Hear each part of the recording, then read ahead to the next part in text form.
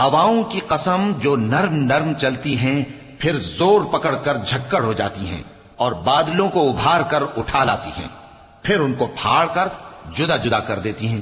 پھر فرشتوں کی قسم جو وحی لاتے ہیں تاکہ عذر دور کر دیا جائے یا ڈر سنا دیا جائے کہ جس فیصلے کا تم سے وعدہ کیا جاتا ہے وہ ہو کر رہے گا، جب تاروں کی چمک جاتی رہے اور جب آسمان میں شگاف پڑ جائیں اور جب پہاڑ ریزہ ریزہ کر کے اڑا دیے جائیں اور جب پیغمبروں کے لیے وقت مقرر کر دیا جائے، بھلا ان کاموں میں تاخیر کس لیے کی گئی؟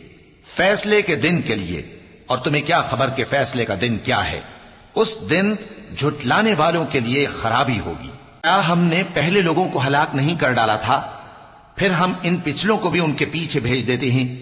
ہم گناہگاروں کے ساتھ ایسا ہی کیا کرتے ہیں۔ اس دن جھٹلانے والوں کی خرابی ہوگی۔ کیا ہم نے تم کو حقیر پانی سے نہیں پیدا کیا، پھر اس کو ایک محفوظ جگہ میں رکھا ایک وقت معین تک، پھر ہم نے اندازہ مقرر کیا، سو ہم کیا ہی خوب اندازہ مقرر کرنے والے ہیں۔ اس دن جھٹلانے والوں کی خرابی ہوگی۔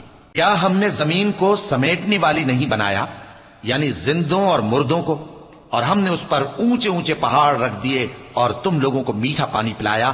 اس دن جھٹلانے والوں کی خرابی ہوگی۔